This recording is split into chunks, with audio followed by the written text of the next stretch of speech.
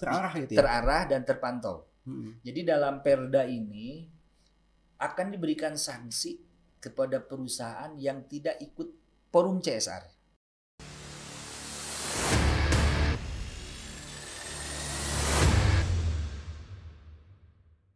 Assalamualaikum warahmatullahi wabarakatuh. Hai sahabat Radar Sukabumi. Ya, senang sekali Murah Bicara Podcast Radar Sukabumi kembali hadir untuk Anda, tayang di media sosial kami. Ada di YouTube, di Facebook, Instagram, dan juga di TikTok ya, begitu. Dan kembali lagi saya Fauzi Ahmad, host podcast kali ini akan berbincang-bincang dengan narasumber dan tamu kami yang sudah datang di studio kami hari ini. Langsung saja saya perkenalkan, beliau adalah Bapak Haji Denny Gunawan. Ya. Selamat datang Pak Denny. Iya. Ya, Pak Denny adalah Ketua Komisi 2 DPRD Kabupaten Sukabumi ya. Iya. Iya. Pak, ini podcast ini diselenggarakan berdasarkan kerjasama kita dengan DPRD Kabupaten Sukabumi gitu ya Pak ya. Bapak gimana kabarnya Pak? Sehat Pak? Alhamdulillah baik. Ya, ini rutinitas kerjanya luar biasa ya akhir tahunnya Pak. Iya. Baik Pak Denny, saya ingin bertanya nih Pak. Mungkin juga publik Sukabumi masih banyak yang belum begitu memahami. Dewan itu ada 4 komisi apa ya? Betul. Komisi 1, 2, 3, 4. Nah, komisi 2 ini apa sih Pak? Ngurusin apa aja sih Pak? Baik, komisi memang komisi terbagi atas 4 ya. Ya. Komisi 2 itu tugas fungsinya adalah bermitra dengan beberapa dinas Ya. dalam bentuk pengawasan. Di antaranya ada Dinas Lingkungan Hidup, Dinas PU, Ya. Dinas Pemadam Kebakaran, Dinas Perkimsi, ada lagi bagian Setda, 2 bagian, terus ada lagi Dinas Perhubungan.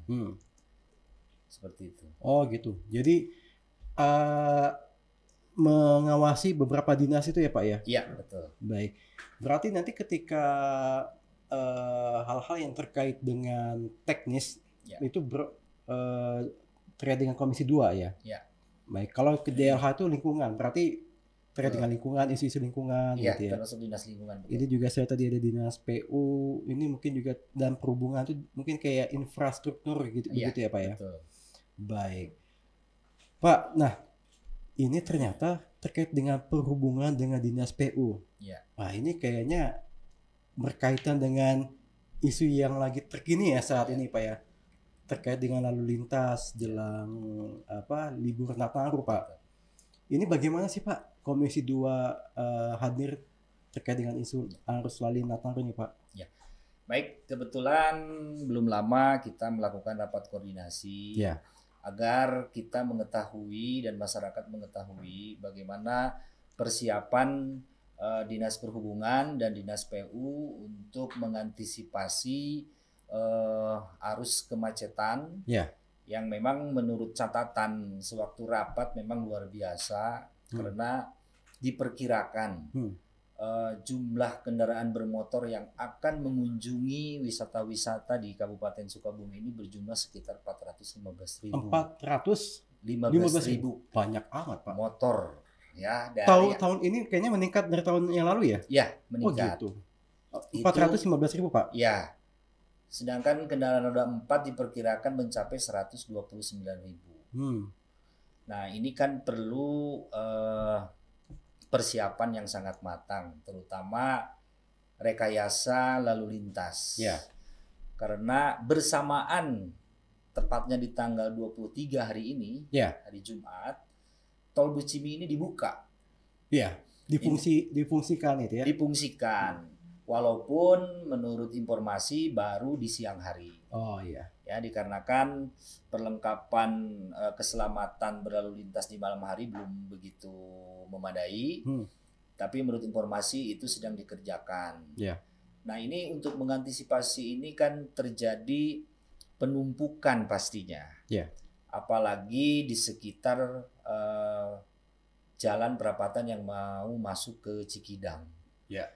Pada itu rekayasanya memang arah dari Sukabumi Bogor ini kalau ada yang mau melintas bertujuan ke Pelabuhan Ratu itu mungkin diluruskan dulu.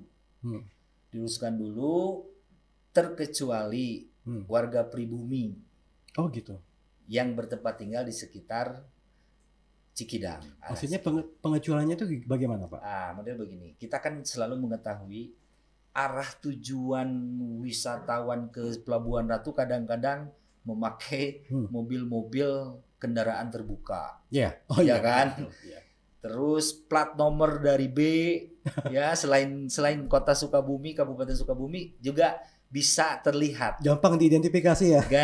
Mudah diidentifikasi. Makanya Dinas Perhubungan dengan unit lalu lintas Polres Kabupaten Sukabumi sudah mengadakan rapat koordinasi sehingga diinformasikan oleh Dinas Perhubungan bahwa insya Allah itu sudah bisa mengantisipasi kemacetan sampai arah ke Cibadak. Oke. Nah, di situ juga selalu terjadi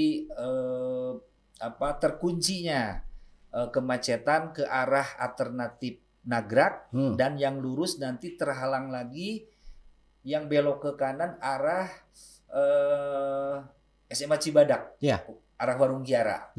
Nah ini sudah diantisipasi dengan didirikannya beberapa pos karena kita wajib mengatur ini semua agar masyarakat kita tidak terganggu dengan arus wisatawan yang membludak di hari-hari libur di Nataru. Maksudnya masyarakat kita tidak terganggu. Aktivitasnya tidak terganggu dengan wisatawan yang datang ke Sukabumi. Baik. Terkait dengan ini Pak, terkait dengan lalu lintas Jalan Nataru ini. Hal-hal apa saja yang disampaikan Komisi 2 DPRD kepada dinas-dinas terkait yang jadi mitra Komisi 2, Pak? Kalau kami selalu berharap Dinas Perhubungan dan dinas terkait lainnya agar maksimal mengantisipasi kemacetan-kemacetan yang selalu terjadi. Jadi sebetulnya arah Bogor sampai Cibadak ini bukan berarti tidak macet. Kita selalu mengalami macet hampir setiap hari. Tetapi dengan adanya libur Natal dan Tahun Baru, kemungkinan akan terjadi lonjakan yang sangat fantastis. Sehingga kami melakukan rapat koordinasi dengan Dinas Perhubungan dan Dinas PU. Kami bertanya juga ke Dinas PU bagaimana mengantisipasi perbaikan-perbaikan sudah sejauh mana perbaikan jalan alternatif pengurai kemacetan. Nah, dalam rapat koordinasi tersebut memang Dinas PU juga sudah membeberkan seberapa jauh ruas-ruas jalan yang sudah diperbaiki. Alhamdulillah kalau memang saya melihat dalam rapat tersebut semua persiapan sudah saya anggap maksimal. Mungkin kalau jumlah volume kan kita tidak tahu. Apakah perkiraan 129.000 roda 4 dan 400.000 lebih kendaraan roda 2 ini bisa melonjak lebih atau malah berkurang. Itu kan hanya perkiraan saja. Asumsi ya. Asumsi. Tapi kalau asumsi itu kita kaitkan dengan dengan balas dendamnya masyarakat di Indonesia ketika COVID ini kan udah kita mau menuju endemi ya. Nah, itu bagaimana Pak? Bisa saja diasumsikan lebih lagi ya gitu ya. Mungkin perhitungan kita selalu tidak dalam posisi minimal maksimal. Sehingga kalaupun itu terjadi, antisipasi itu kita sudah siap. Dan kami berharap memang di Kabupaten Sukabumi ini, di Nataru ini memang tidak terjadi kemacetan yang sebegitu parah. Karena lewat dinas-dinas terkait beserta Polres Kabupaten Sukabumi, bagian lalu lintas ini diatur sedemikian rupa dari arah keluarnya tol dari Cigombong sampai sekarang yang lurus keluar dari Parung Kuda, ya, ini sudah diantisipasi. Oke. Sudah sampai Pak Bupati, Pak Dandim, Pak Kapolres beserta Pak Kepala Dinas sudah melakukan pemantauan yang dilakukan dari hari kemarin sampai besok pun akan dilakukan seperti itu. Ya, hampir setiap hari ya intinya dipantau. Baik, Pak, ini di laptop saya tadi data yang Bapak kirim itu ternyata pemerintah udah menandai tanggal-tanggal yang diperkirakan bakal terjadi ini ya. 23, 24, 25 Desember, lalu 30, 31 dan tanggal 1 Januari 2023. Berarti ini di tanggal-tanggal ini akan terjadi puncak gitu ya? Ya. Lonjakan itu. Dari tanggal 23 ya sampai tanggal kira-kira kalau 1 itu puncaknya. Oh, 1 puncak. Mungkin sampai tanggal 3 sampai tanggal 5 baru normal. Oke. Jadi 23 sampai tanggal 1 itu mudik ya? Bukan mudik, arus liburan lah. Arus liburan ya. Iya. Tapi menurut Bapak lebih banyak mana? Orang Sukabumi berlibur keluar atau orang luar berlibur ke Sukabumi? Kalau saya lihat lebih banyak sekarang itu orang luar berlibur ke Sukabumi. Orang luar ke Sukabumi. Kenapa ini promosi geoparknya luar biasa ya Pak Bupati? Betul. Ini keberhasilan pemerintah daerah Kabupaten Sukabumi mempromosikan beberapa objek wisata yang memang seharusnya sudah menjadi ikon Sukabumi. Seperti Geopark Ciletuh, Situ Gunung dengan jembatan gantungnya, terpanjang se-Asia ya. Mungkin Pelabuhan Ratu juga masih sampai ke arah yang sebelah sana Geopark itu Panindengan namanya itu. Panindengan sampai ke arah ujung Genteng. Betul. Ya, kita di satu sisi bersyukur, di satu sisi kita harus bisa mengatasi berbagai permasalahan yang akan timbul akibat membludaknya wisatawan lokal ke Kabupaten Sukabumi.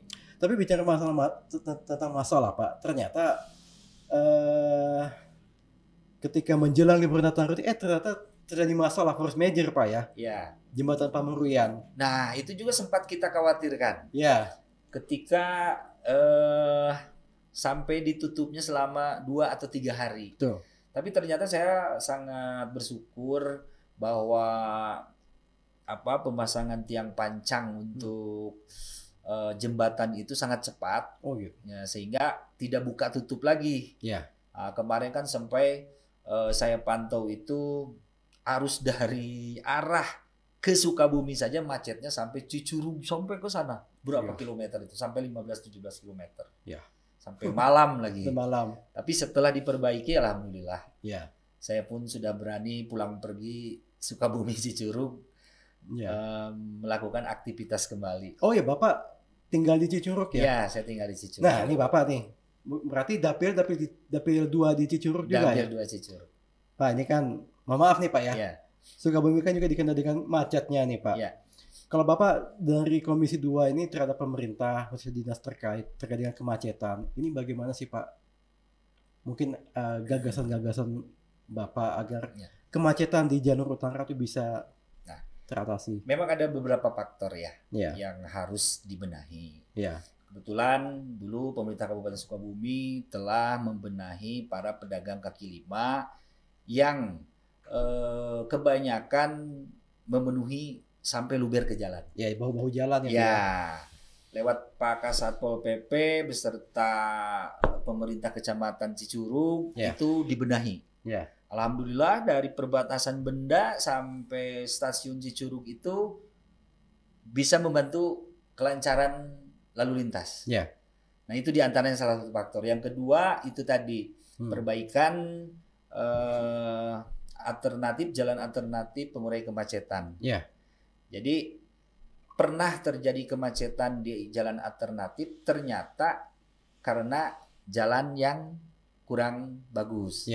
Nah, dengan penanganan yang begitu cepat, akhirnya masalah itu teratasi sehingga jalan alternatif itu berjalan sesuai fungsinya. Dan juga di jalur utara itu kan mungkin sebagian masyarakat belum begitu memahami bahwa itu tuh jalan nasional ya Pak ya? Iya, betul. Nah, sehingga ketika ada masalah berarti itu mestinya ke pemerintah pusat. Iya. Iya. Dewan sendiri bagaimana Pak? Komunikasi dengan pusat ketika ada masalah-masalah, maksudnya ketika ada masyarakat setempat begitu melakukan audien dengan DPRD terkait dengan kerusakan jalan atau kemacetan. Memang kami pernah menerima audien seperti itu. Masyarakat mempertanyakan kenapa ini jalan ini tidak diperbaiki. Kenapa? Ini kan tergantung dari tadi apakah ini jalan nasional, kabupaten atau provinsi. Ya, jadi kebanyakan jalan-jalan yang kita pelihara di Kabupaten Sukabumi ini kan sepanjang 1.200 km. 1.200 km. Itu jalan kabupaten. Oke. Nah, ini kan memerlukan perbaikan yang terus-menerus. Ya, selain waktu dan juga regulasi anggaran. Ya kan? Jadi perbaikan-perbaikan itu kita lakukan cepat bertahap. Nah, kami selalu banyak melakukan rapat-rapat dengan PU mengenai hal ini.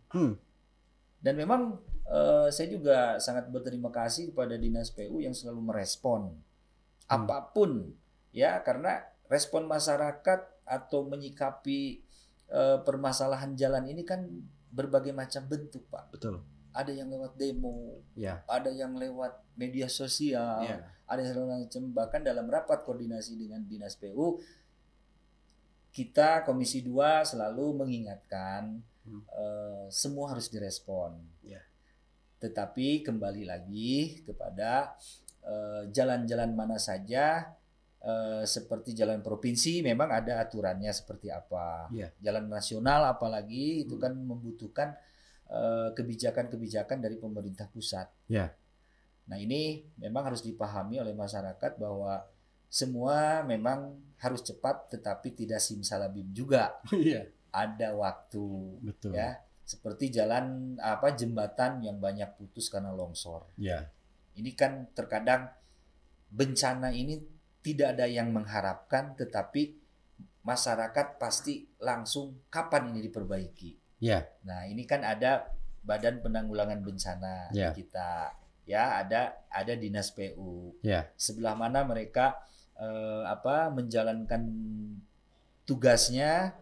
Apakah ini force major? Apakah ini perbaikan jalan yang dikarenakan rusak oleh karena kendaraan-kendaraan berat? Maka dari itu kan kita pernah menjalankan secara tegas perda yang tentang pembatasan waktu. Nah, tetapi kita terkendala kalau jalan nasional perda itu tidak berlaku. Kebanyakan kan yang melintas di jalan nasional. Betul. Perda itu berlaku hanya di jalan kabupaten. Seperti itu. Ya, ini yang mengenai dengan truk odol itu ya. Ya, truk-truk besar. Truk yang over dimension, overloading gitu ya. Yang kita batasi waktunya, waktu operasionalnya agar tidak terjadi di siang hari kemacetan yang begitu padat gitu. Jadi perda itu, Pak, bagaimana sih kekuatan perda itu ketika dia beroperasi di wilayah nasional kayak tadi itu, pembatasan kendaraan? Nah, kalau pembatasan di kabupaten, perda itu jelas berlaku. Meskipun dia di jalan nasional. Bukan di jalan kabupaten. Tapi kalau di jalan nasional, mungkin itu kewenangan dari kepolisian. Kita sudah tidak bisa lagi menindak sesuai perda. Karena pembatasan seperti itu dilakukan pada jam-jam operasional yang mengganggu kegiatan sekolah. Kegiatan orang beraktivitas kerja seperti itu. Diatur sedemikian rupa, tetapi itu tadi kita banyak dilalui oleh jalan-jalan nasional dan jalan provinsi. Betul. Itu dilemanya, Pak. Dilemanya. Sedikitlah dilema. Sementara di jalur utara itu luar biasa ya. Banyak pabrik, banyak sekolah juga begitu. Dan di jam-jam tertentu juga kemacetan itu luar biasa juga ya. Baik. Di sini juga yang data yang Bapak bagikan juga untuk wilayah Cibadak itu sudah diketahui nih pemetaan masalahnya gitu. Ya.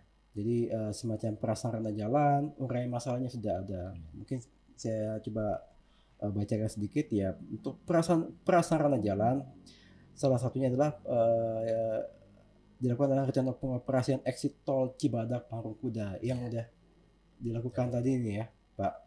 Kalau ada hambatan samping seperti kayak tata letak pasar existing gitu ya Pak ya.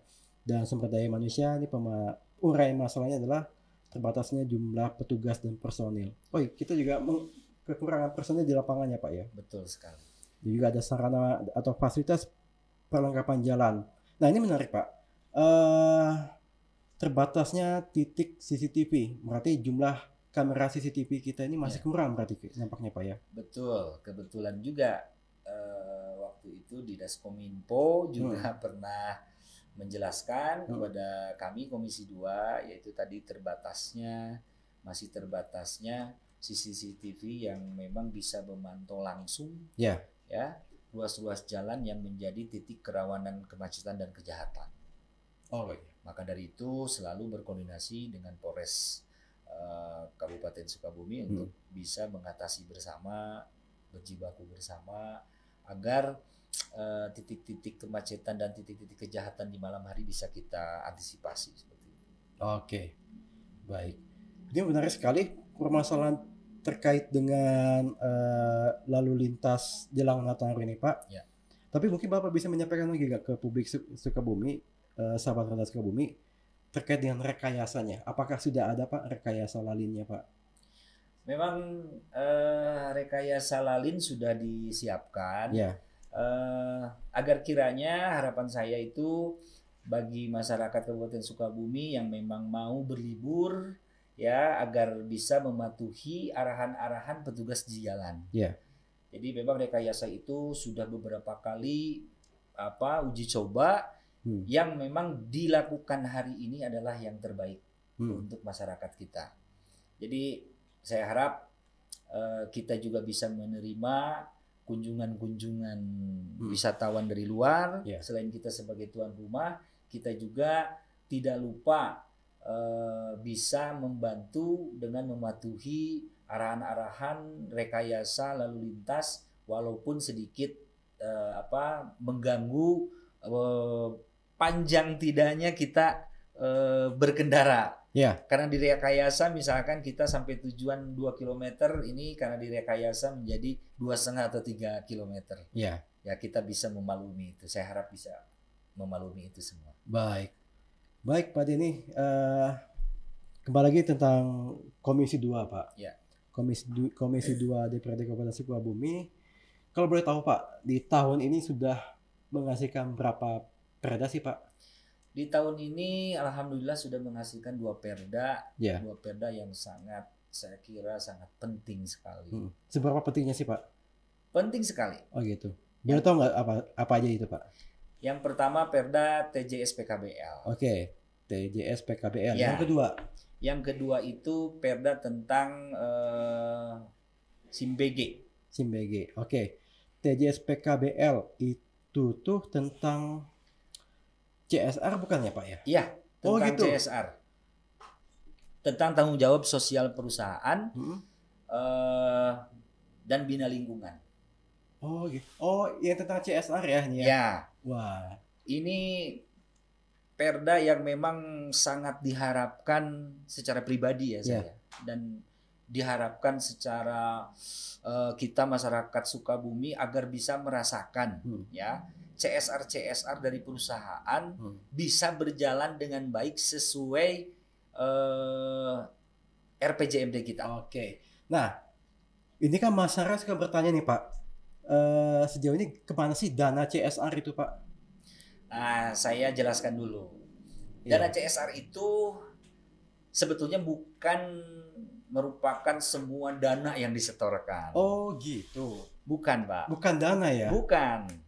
Jadi CSR itu ada sebagian yang berbentuk perusahaan membantu jalan lingkungan, ya, tempat peribadahan, ya, terus ada berbentuk beasiswa. Ya. Ada yang memang dikumpulkan lewat forum CSR dan ditentukan bersama-sama seperti membangun gerbang perbatasan kota. Ya.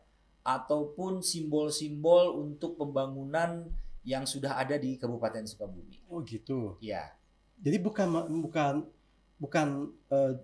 dana, bukan duit ya? Oh bukan. Oh gitu. Ada pun yang membantu langsung keuangan ya. Saya contohkan seperti perusahaan yang ada di Kabandungan, perusahaan besar yang menopang desa-desa penyangga Ring 1 ini memberikan anggaran bantuan berupa dana itu, tetapi bekerja sama dengan pemerintahan desa. Oh, berupa dana. Jadi menyalurkan langsung ke desa. Ke dana desa gitu ya? Ya, untuk membantu kalau dana-dana dana ini terbatas untuk fisik, nah mereka membantu secara rutin setiap tahun. Oh gitu. Ya. Baik, ini informasi penting nih Pak. Ya, ternyata mindset selama ini tentang dana CSR itu seperti itu ya. Memang seperti itu. Jadi itu perusahaan, kalau yang saya tidak salah pahami itu forum tadi itu TJS PKBL itu perusahaan-perusahaan yang ada di Sukabumi itu masuk ke forum itu. Ya, betul. Lalu oleh pemerintah dicoba diwadahi agar satu pembangunan CSR-nya atau TJS PKBL-nya itu terarah gitu ya. Terarah dan terpantau. Jadi dalam Perda ini akan diberikan sanksi kepada perusahaan yang tidak ikut forum CSR. Yang tidak ikut? Yang tidak ikut. Oh gitu. Apalagi tidak melaksanakan CSR, yang tidak ikut saja itu sudah kena sanksi. Bagaimana bisa ikut Pak? Begini. Kalau perusahaan yang ikut dalam forum CSR otomatis akan terpantau oleh kita. Kegiatan-kegiatan mana saja yang sudah dilakukan. Kalau tidak, seperti sekarang setahun kebelakang ini, persentase yang ikut forum saja itu sangat sedikit. Oh, sangat sedikit? Ya. Kok bisa gitu Pak ya? Ya makanya ini. Jadi mereka belum ada kesadaran wajibnya kan memberikan CSR kepada lingkungan setempat atau pemerintah Kabupaten Sukabumi. Nah ini, jadi dalam Perda ini yang terbaru, sanksinya itu bisa berupa teguran yang pertama, yang kedua itu bisa penghentian produksi, dan yang paling akhir bisa pencabutan izin usaha. Wah, tegas sekali Pak ya? Harus tegas. Itu di Perda itu? Di Perda yang baru ini. Jadi adil itu bukan berarti rata. Perusahaan besar, menengah, kecil harus melakukan sesuai dengan kemampuannya. Besar, menengah, kecil itu ukurannya apa Pak? Omsetnya atau apanya Pak? Ya kita bisa dilihat dari hasil produksinya. Oh gitu. Kan bisa dilihat dari besar kecilnya perusahaan yang berdiri. Jadi kita tidak memandang itu perusahaan perwakilan. Yang terpenting perusahaan yang melakukan usaha di Kabupaten Sukabumi. Bahkan perusahaan yang berpusat di luar Sukabumi wajib juga. Wajib. Kan ada beberapa perusahaan yang dia cuma pabrik doang. Kantor pusatnya misalnya Jakarta atau daerah lain. Ada itu ya? Ada wajib. Wajib tetap ya? Wajib tetap. Tapi perusahaan-perusahaan seperti itu dia sudah masuk ke dalam forum ya Pak ya? Iya, harus sudah masuk ke dalam forum. Makanya rencananya di bulan Januari ini sosialisasi Perda itu akan dilakukan. Akan dilakukan. Kita akan mengundang seluruh perusahaan secara bertahap bersama Batlit Bangda, akan mensosialisasikan Perda itu. Perdanya disahkan di bulan berapa ya Pak kalau boleh tahu? Kalau insya Allah di bulan Januari sudah ini, karena hasil evaluasi gubernurnya sudah. Kalau enggak, maksudnya diketok palunya? Diketuk palunya saya sih ingin cepat-cepat di tahun ini. Tapi kalau tidak paling di awal Januari. Awal Januari ya. Wah, ini menarik sekali nih Pak. Itu. Tadi Bapak bilang sangat kecil sekali perusahaan yang sejauh ini. Berapa banyak atau berapa persen gitu Pak? Baru 30-40%. 30-40%. Yang masuk di forum. Belum setengahnya juga ya? Belum setengahnya. Sementara di Sukabumi itu ada berapa ribu perusahaan Pak? Kurang lebihnya. Kurang lebihnya sekitar di antara, saya datanya detailnya tidak sebelum ini karena ada banyak perusahaan yang memang sudah tutup juga. Yeah. Jadi harus diverifikasi kembali dan akan diberikan surat untuk bisa hadir masuk memenuhi administrasi ke forum CSR. Paling kira-kira ada 1.000 sampai 2.000 perusahaan. Oke. Paling kalau yang besar-besar kan bisa dihitung lah. Semua tahu ya perusahaan-perusahaan besar mana saja. Tetapi ini juga memberikan rasa keadilan kepada perusahaan yang memang sudah melakukan tetapi dipandang oleh masyarakat belum. Nah, kalau ada laporannya itu kan menjadi bukti. Sehingga perusahaan pun tidak dijadikan bahan pemerasan oleh kelompok-kelompok atau yang menganggap kelompok-kelompok yang menganggap perusahaan ini belum melakukan. Tapi kalau sudah punya laporan, ini loh laporannya. Emang sering Komisi 2 DPRD menerima laporan seperti itu Pak? Ada juga Pak. Karena kita dalam 1 bulan itu waktu 2022 sampai bulan Desember ini terkadang dalam 1 bulan melakukan sidak ke perusahaan-perusahaan mempertanyakan sudah jalankah CSR, sudah ini. Sewaktu bulan-bulan kemarin kita belum lahirnya Perda baru ini, kita baru hanya teguran ini saja. Tetapi kalau sudah Perda ini lahir, bukan teguran saja, Anda sudah melanggar. Sanksi Anda ini loh. Sudah boleh berlaku sanksinya itu ya? Sudah harus berlaku. Tapi tahapan itu ya? Tahapan. Teguran, pemberhentian produksi sama pencabutan izin usaha. Pemberhentian produksi sementara mungkin maksudnya? Iya. Oke.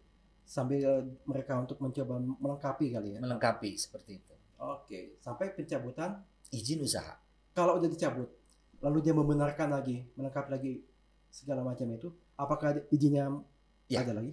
Ada lagi bisa. Oh gitu. Itu tergantung kebijakan dari pemerintah Kabupaten Sukabumi karena Perda ini kan harus ditegakkan oleh semua unsur yang terkait. Mudah-mudahan Perda ini berjalan dan dapat membantu pembangunan Kabupaten Sukabumi ke depan. Tentunya yang sesuai dengan RPJMD. Baik. Berarti kalau saya coba menangkap nih Pak, dengan adanya Perda ini juga bisa membantu perusahaan ya. Betul. Terhadap masalah-masalah kan kadang seperti tadi yang saya tanyakan tadi, ternyata dana CSR itu bukan ini loh duitnya sekian puluh juta gitu ya. Kan ada beberapa kelompok-kelompok masyarakat, oknum-oknum ya kadang-kadang suka ke perusahaan, mana nih dana CSR nih gitu ya. Dengan adanya Perda ini, maka perusahaannya juga bisa dia melakukannya, sudah ada forumnya itu. Iya, sudah ada forum, terus mereka sudah memiliki laporan, apalagi. Jadi tidak ada lagi oknum-oknum yang memaksa lagi di luar kemampuan perusahaan. Itu kadang-kadang kan perusahaan hengkang karena banyak permintaan-permintaan yang tidak logis. Betul, Pak. Iya kan? Banyak terjadi perusahaan-perusahaan kita tutup, hengkang keluar Jawa Barat, apalagi hengkang keluar Sukabumi banyak sekali.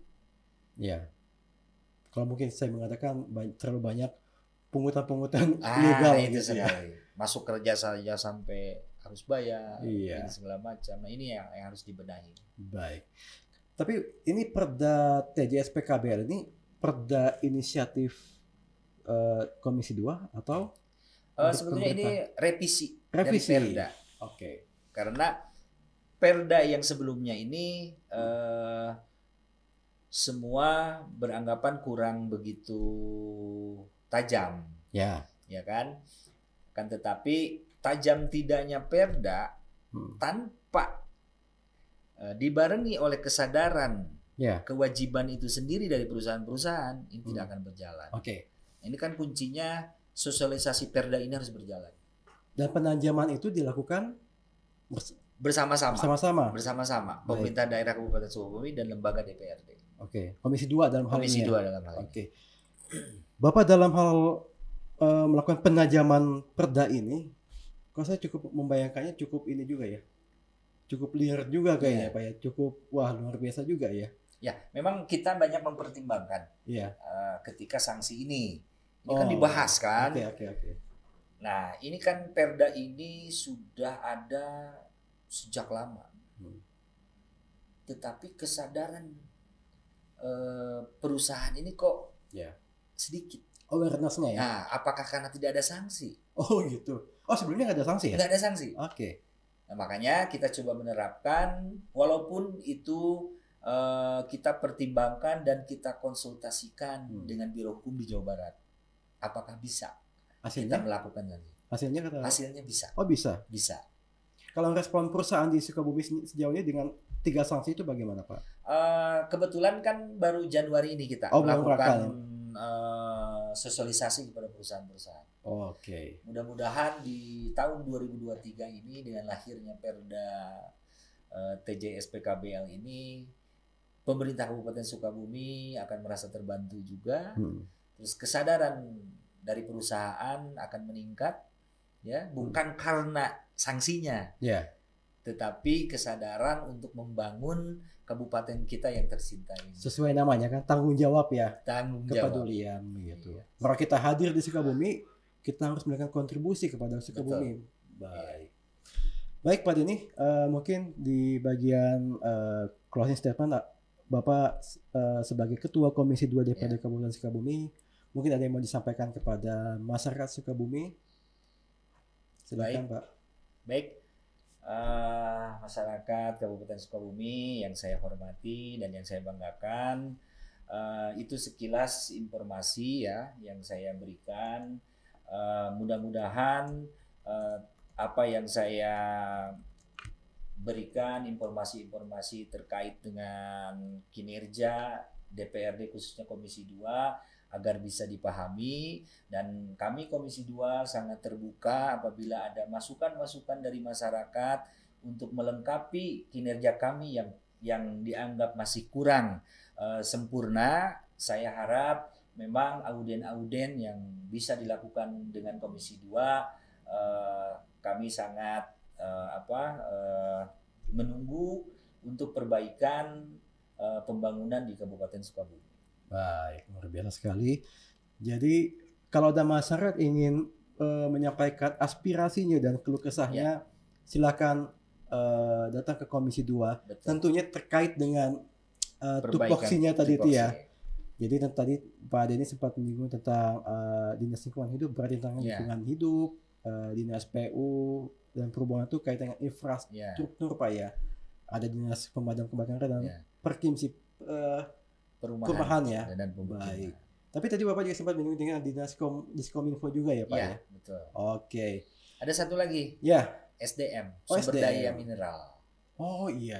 Nah, ini kalau ada masyarakat yang menemukan tambang-tambang ilegal, ini juga bisa melaporkan kepada aparat penegak hukum ataupun kepada kami untuk bisa membenahi sehingga perusahaan-perusahaan yang nakal tersebut bisa memproses perizinan yang sudah ditetapkan. Baik.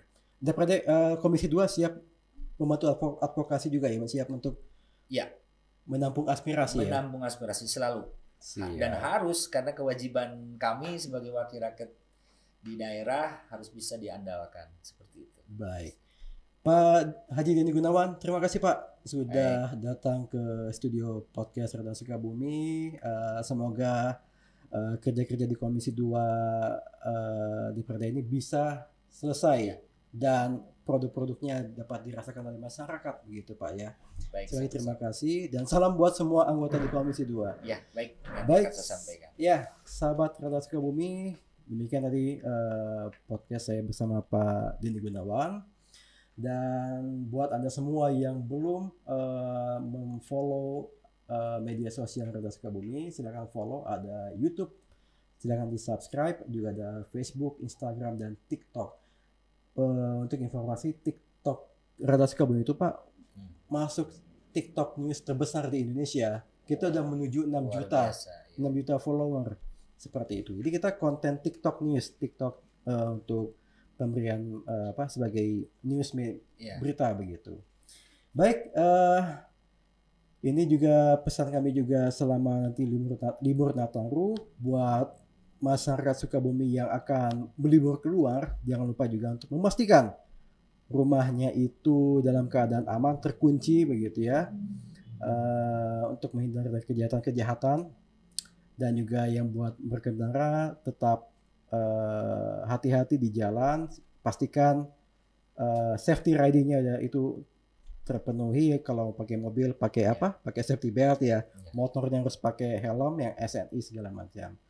Dan saya Fauzi Ahmad, host podcast kali ini, mengucapkan terima kasih dan sampai jumpa lagi di podcast yang berikutnya. Wassalamualaikum warahmatullahi wabarakatuh.